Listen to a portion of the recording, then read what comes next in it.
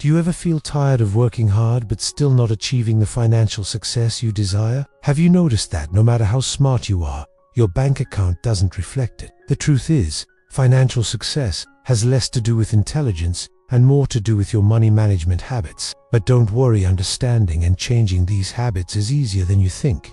In this video, I'll walk you through 18 essential money lessons from the best-selling book The Psychology of Money by Morgan Housel. After watching this video, you'll learn how to avoid common financial mistakes, assess your financial success more accurately, and move closer to financial freedom. Subscribe to the channel, and let's dive in. Lesson 1. No one is crazy. Your personal experience with money may represent only 0.0, but it likely makes up 80% of how you think the world works. Let me tell you something that might make you feel better about what you're redoing with your money and help you judge others less harshly for what they do with theirs. People do crazy things with money, but no one is actually crazy. Here's why. People from different generations were raised by different parents, with different values, in different parts of the world, under different economies. They've been through different job markets, faced different opportunities, dealt with different levels of luck, and learned vastly different lessons. Everyone has a unique set of experiences that shape how they think the world operates.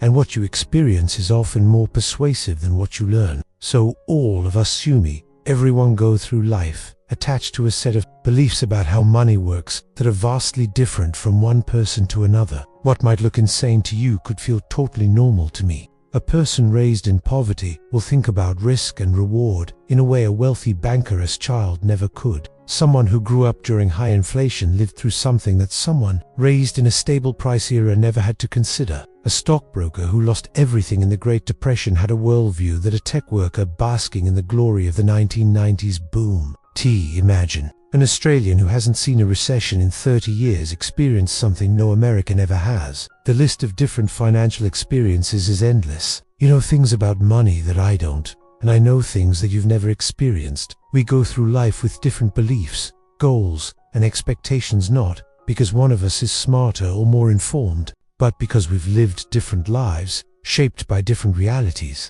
And yet, we're both deeply convinced we're right. Your personal experience with money might only represent a tiny slice of world history, but it could account for 80% of the way you think the world works. That's why two equally intelligent people can totally disagree about what causes a recession, how you should invest, what to prioritize in life, how much risk is acceptable. In his book on 1930s America, historian Frederick Lewis Allen wrote that the Great Depression left a deep mark on millions of Americans for the rest of their lives. But not everyone experienced it the same way. 25 years later, during his presidential campaign, John F. Kennedy was asked by a reporter what he remembered about the Great Depression. He replied, "I have no first-hand knowledge of the Great Depression. My family was among the wealthiest in the world, and it became even more valuable during that time. We had bigger houses than most people, more servants, and we traveled more. The only direct impact I remember was when my father hired extra gardeners just to give people jobs so they could afford food. I didn't really learn about the Great Depression until I studied it at Harvard. This became a key issue in the 1960 election. How could someone who didn't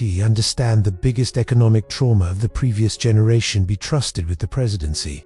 In many ways, the economy had been repaired simply through JFK, his emotional experience in World War II, which became the most formative emotional event of his generation. Something his opponent, Hubert Humphrey, lacked. The challenge for us is this: no amount of reading or open-minded thinking can truly replicate the power of fear and uncertainty. I can read about what it felt like to lose everything in the Great Depression, but I don't carry the emotional scars of those who actually lived through it. And those who did live through it often can understand how someone like me could be so complacent about things like owning stocks. We see the world through completely different lenses. Spreadsheets can model the frequency of major stock market crashes in history, but they can't simulate the feeling of coming home, looking at your children, and wondering whether a mistake you made will ruin their lives. Studying history makes you feel like you understand something, but until you've lived it and felt the consequences firsthand, you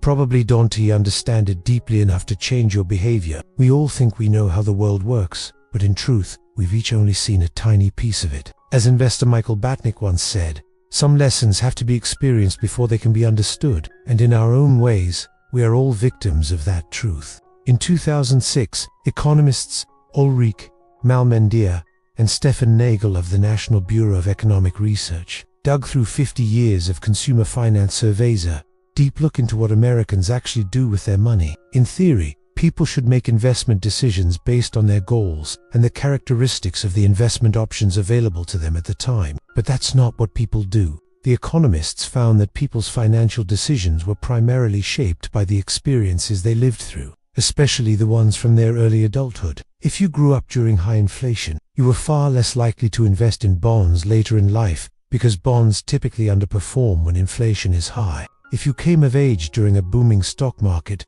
you were more likely to pour money into equities than someone who lived through a crash, the economists wrote. Our findings suggest that individuals' willingness to take financial risk is not primarily determined by intelligence, education, or culture, but by personal history, just the pure luck of when and where you were born. The Financial Times interviewed famous bond manager Bill Gross in 2019. Gross admitted that he probably wouldn't have had the career he did if he had been born just a decade earlier or later. As the article explained, Gross's career almost perfectly aligned with the great multi-decade decline in interest rates, which pushed bond prices steadily upward. That didn't just shape the opportunities he encountered, it shaped how he thought about those opportunities. To Gross, bonds were a wealth-building machine. To an older generation that had endured runaway inflation, bonds might have looked like money-burning furnaces. These differences in experience aren't small, even between people you might assume are very similar. Take stocks, for example. If you were born in 1970, the S&P 500 rose nearly 10. During your teenage years and 20s, that's an astonishing return during your most impressionable financial years. But if you were born in 1950, the market went essentially nowhere in real terms during those same formative decades. So even though these two groups are only 20 years apart, they go through life with completely different views of how the stock market works. Same with inflation. If you were born in 1960 in the US, your teenage and young adult years were marked by crippling inflation. Those are the years when you reform your base understanding of how the economy functions, and prices more than tripled during that time. That's a lot. But if you were born in 1990, inflation has remained low your entire life. So, it might not even feel like a real problem to you. In November 2009, the US national unemployment rate was about 10%. But for African American males aged 16 to 19 without a high school diploma, the unemployment rate was 49%. For white women over 45 with a college degree, it was 4%. The German and Japanese stock markets were completely wiped out.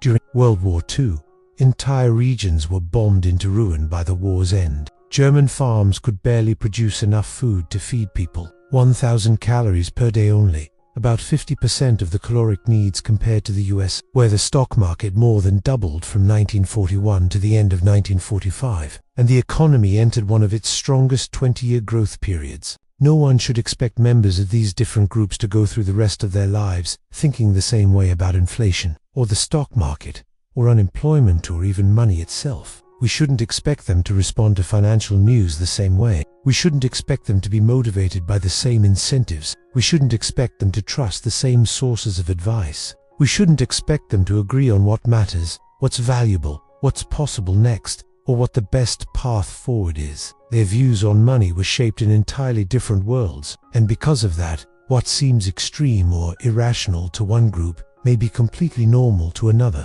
A few years ago, the New York Times ran a story about working conditions at the Taiwanese electronics manufacturer. The conditions were often awful. Readers were outraged. But one particularly interesting comment came from the grandson of a Chinese factory worker, who wrote, "My grandmother worked for 5 years in what Americans call a sweatshop.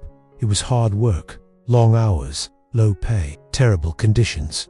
But you know what she was doing before that? She was a prostitute. In her opinion, working in a sweatshop was an upgrade. I'd rather be exploited by a capitalist boss for a few dollars than have my body exploited by some man for a single coin. That's why I'm frustrated by the mindset of many Americans. We didn't have the same opportunities as the West, with different infrastructure. The factory job is grueling. Could it be better? Absolutely. But only if you're comparing it to an American's job.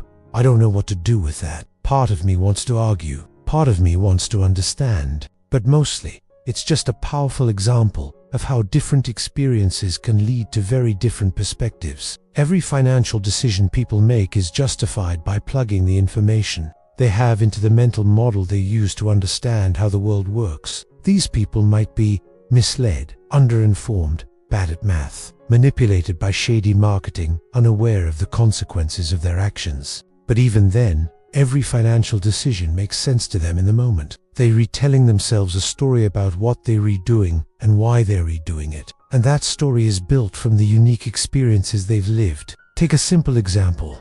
Lottery tickets. Americans spend more on lottery tickets than on movies, video games, music, sporting events, and books combined. And who buys them? Mostly poor people. The lowest income households in the US spend an average of $412 a year on lottery tickets. That's 4 times more than the highest income households. And consider this, 40% of Americans say they couldn't come up with $400 in an emergency, which means the people buying lottery tickets are often the same ones who say they can come up with $400 when something goes wrong. They're throwing their safety net into something with a 1 in a million chance at a big payoff. That sounds crazy to me. It probably sounds crazy to you, too. But I'm not in the lowest income bracket, and maybe you aren't either, which means it's hard for many of us to truly grasp the logic behind that behavior. Now imagine for a moment the mindset of low-income lottery players. Squinch just a little, and you can almost picture it. They live paycheck to paycheck. Saving feels hopeless. The idea of ever earning significantly more money seems completely out of reach. They can't afford fancy vacations, new cars, health insurance, or homes in safe neighborhoods. They can't send their kids to college without drowning in debt. Most of the things that personal finance readers already have, or have a fair shot at getting, are simply not available to them. Buying a lottery ticket might be the only time in their lives they can physically hold a dream one that resembles the life other people take for granted. They're paying for a dream, and you might not understand that, because you're living in the dream they're buying into. That's why they buy more lottery tickets than you. You don't have to agree with it. Buying lottery tickets while broke is still a bad idea, but you can begin to understand why people do it. It's the realization that what looks crazy to you might actually make sense. Once you understand someone else's perspective, that insight understanding the root of many financial decisions helps explain why most people make decisions based on spreadsheets. They make them at the kitchen table, or in a company meeting, or in the middle of a crisis. In these places, their personal history, emotional instincts, pride, marketing tricks, and unusual incentives blend together to form a story that feels right for them. Here's another crucial point. One reason financial decisions are so difficult, and why so many people make mistakes, is because the whole topic is still incredibly new. Sure, money itself has existed for a long time.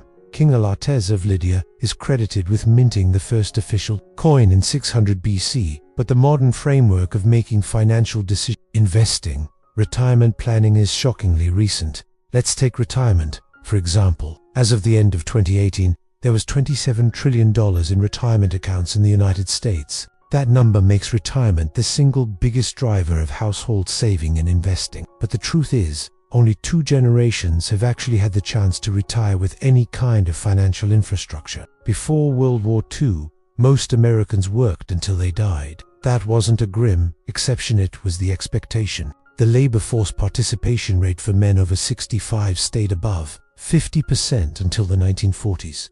Social Security was introduced to change this, but its early benefits weren't enough to be a true pension. When Ida Mae Fuller received the first Social Security check in 1940, it was for $22.54, about $416 in today's dollars. It was until the 1980s that the average monthly Social Security check for retirees exceeded $1,000. Even in modern history, more than a quarter of Americans over age 65 were still classified by the Census Bureau as living in poverty. There's a popular belief that everyone has a pension, but this is wildly exaggerated. According to the Employee Benefit Research Institute, only 1 in 4 Americans over 65 had any income from a pension as of 1975. And among that lucky minority, just 15% of household income actually came from the pension. The New York Times wrote in 1955 that although more people were talking about retirement, very few were actually doing it. They quoted one observer as saying,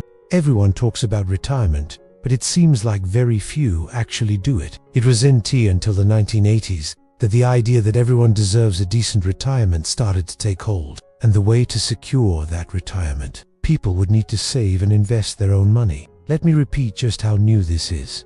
The 401, the backbone of American retirement savings, was created only in 1978. The Roth IRA didn't even exist until 1998. A Roth IRA, by the way, is a retirement account that allows someone to invest post-tax income each year, and both the investment growth and the withdrawals after age 59.5 are tax-free. So it should come as no surprise that many people are bad at saving and investing for retirement. We're not crazy, we're just new at this. The same goes for college education. The percentage of Americans over age 25 with a bachelor's degree has gone from less than 1% in the early 20th century to... By 1940, that number had risen significantly, and by 2015, college tuition had increased more than fourfold, even after adjusting for inflation. That is an incredibly important factor for society, one that helps explain why so many people have made poor student loan decisions over the last 20 years. We simply haven't had decades of accumulated experience to learn from. The same applies to index funds, which are less than 50 years old. Hedge funds didn't gain real traction until about 25 years ago. Even common financial tools like consumer credit, mortgages, credit cards, and auto loans didn't become widespread until after World War II. When legislation like the GI Bill made borrowing easier for millions of Americans, dogs were domesticated 10,000 years ago, and they still retain some behaviors from their wild ancestors. Meanwhile, we as modern financial participants have only 20 to 50 years of collective experience in today's financial system, and we re-expected to adapt to a game that's driven more by emotion than logic. That's a problem. It explains why we don't always do what we should with our money. We all do crazy things with money, not because we're stupid or reckless, but because we're new to the game. What seems crazy to you might feel totally normal to me, but no one's crazy. We all make financial decisions based on our own unique experiences that seem to make sense at the time. Lesson 2. Luck and risk. Nothing is as good or as bad as it seems. Now let me tell you a story about how Bill Gates got rich. Luck and risk are siblings. They're both part of the same story. Every outcome in life is the result of forces far beyond individual effort. Professor Scott Galloway from NYU has a critical idea worth remembering whenever you evaluate success yours or someone else. Nothing is ever as good or as bad as it seems. Bill Gates attended one of the only high schools in the world with access to a computer. Let's talk about Lakeside School, just outside Seattle. Bill Dougal was a Navy pilot during World War II who later became a high school math and science teacher. He believed learning from books alone wasn't enough, students needed real-world experience. And he also realized that students needed to understand something about computers before heading to college. Microsoft co-founder Paul Allen later recalled that in 1968, Dougal petitioned the Lakeside Mothers Club to use $3,000 in annual donations to rent a teletype Model 33 computer terminal, connected to a General Electric mainframe for time-sharing access, Gates later said. The whole idea of time-sharing computers had only come into being in 1965. Someone had the vision. Most graduate schools at the time didn't have access to computers as advanced as the ones Gates had in 8th grade. Gates was 13 years old in 1968 when he met his classmate Paul Allen. Allen was also obsessed with the school computer. The two of them became inseparable tech tinkerers. The Lakeside computer wasn't part of the regular curriculum. It was an independent research program. Bill and Paul could experiment with it during their free time, letting their creativity run wild after school and on weekends. They quickly became computer experts. One late-night session still stands out. Allen recalled Gates showing him a copy of Fortune magazine and saying, "What do you think it would be like to run a company on the Fortune 500 list?" Allen responded, "I have no idea." And Gates replied, "Maybe someday we'll have our own computer company. Today, Microsoft is worth over $1 trillion. Let's do some quick math. In 1968, there were about 303 million high school-aged people worldwide. About 18 million of them lived in the United States. Roughly 270,000 of them lived in the state of Washington. About 100,000 lived in the Seattle area, and only around 300 students attended Lakeside School. So out of 303 million teenagers, only one had the right mix of living in the right city, going to the right school, having teachers with the right vision, accessing a cutting-edge computer, being obsessed enough to explore it endlessly. Bill Gates happened to be that one. Gates himself never pretended otherwise. If there had been no Lakeside, he told the school's graduating class in 2005, there would have been no Microsoft. Yes, Gates was brilliant. He was extraordinarily hardworking. But he was brilliant, and even as a teenager, had a vision for computers that most seasoned tech executives couldn't even grasp. But he also had a head start. He went to Lakeside. Let me tell you about Kent Evans. Bow.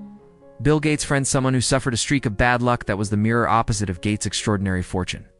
We all know Bill Gates and Paul Allen because of Microsoft's success. But back at Lakeside, there was a third member of the high school's computer prodigy trio, Kent Evans. Gates and Evans became best friends in 8th grade. According to Gates, Evans was the top student in the class. They talked for hours on the phone. Gates recalled in the documentary Inside Bill's Brain, "I still remember Kent's phone number -525-7851. Like Gates and Allen, Evans was a skilled programmer. Lakeside once tasked its students with solving a complex scheduling puzzle, manually coordinating hundreds of students into classes without conflict. The school gave this impossible task to 8th grader Bill Gates, who, with the help of a computer program, actually solved it. Unlike Paul Allen, Kent shared Gates' business mindset and ambition. Oh, Gates remembered. Kent always carried this huge briefcase like a lawyer's bag. We were always planning what we'd be doing 5 or 6 years from now. Should we become CEOs? Should we join the military? Should we become diplomats? Whatever the idea, Bill and Kent believed they'd do it together. Reflecting on their friendship, Gates said with emotion, "We were going to keep working together. I was sure we'd go to college together." Evans might have been a co-founder of Microsoft alongside Gates and Allen, but that would never happen. Kent died in a mountaineering accident before graduating high school. Each year, about 30 people die in mountaineering accidents in the US. The statistical risk of a high school student dying this way is about 1 in a million.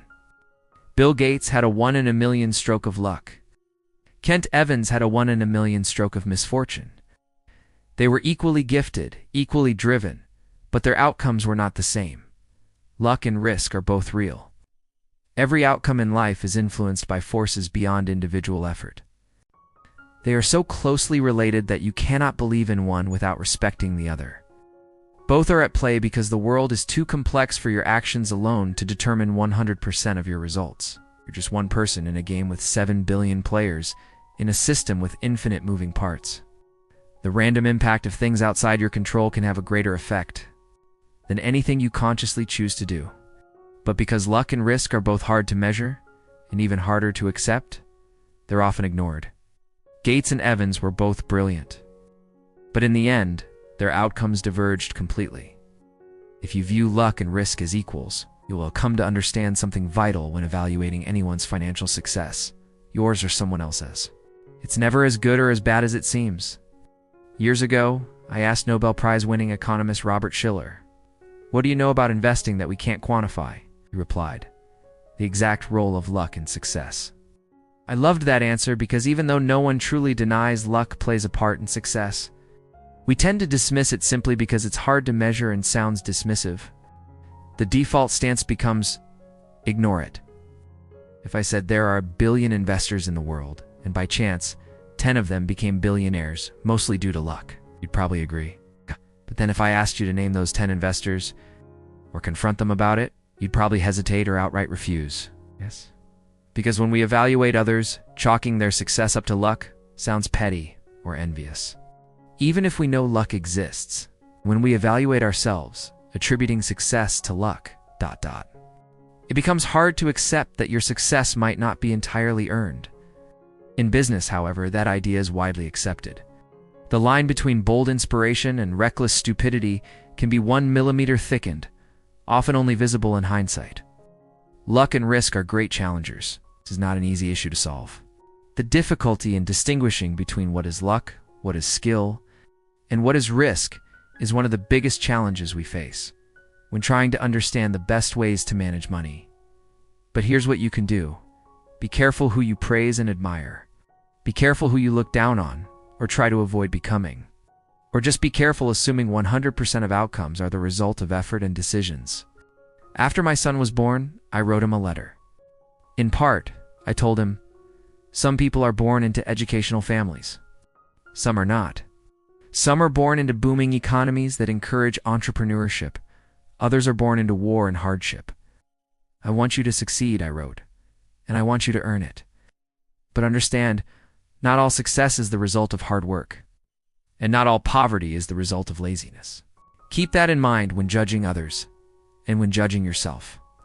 That's why we should focus less on individual people and case studies and more on broad patterns. Studying one person's story can be dangerous because we tend to gravitate toward extreme examples, billionaires, CEOs, or catastrophic failures that dominate headlines.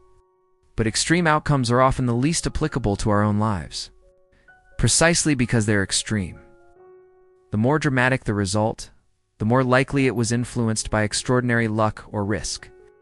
You'll get closer to useful lessons by studying broad patterns of success and failure. The more common the pattern, the more applicable it is to your own situation. Trying to replicate Warren Buffett's investing success is incredibly difficult, because the outcome is so outsized that luck surely played a large role. And luck is not a strategy you can copy. But recognizing that people who control their time tend to be happier is a broad enough and universal enough observation that you can actually do something with it. One of my favorite historians, Frederick Lewis Allen, spent his entire career documenting the lives of ordinary Americans, how they lived, how they changed, what they ate for dinner, and so on. There are often more relevant lessons in those stories than in studying the extreme outliers who dominate headlines. Bill Gates once said, "Success is a lousy teacher. It seduces smart people into thinking they can't lose. When things are going well, remember, it's not as good as you think. You're not invincible. And if you acknowledge that luck played a role in your success, you must also accept the brother of luck risk, which can flip your world upside down in an instant." But this also works in reverse. Failure can be a terrible teacher too, because it convinces smart people that their decisions were bad when they may have just encountered real risk. Here's the trick to surviving failure.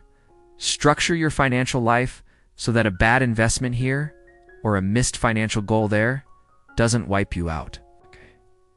So you can stay in the game until the odds swing in your favor. But the bigger point is this.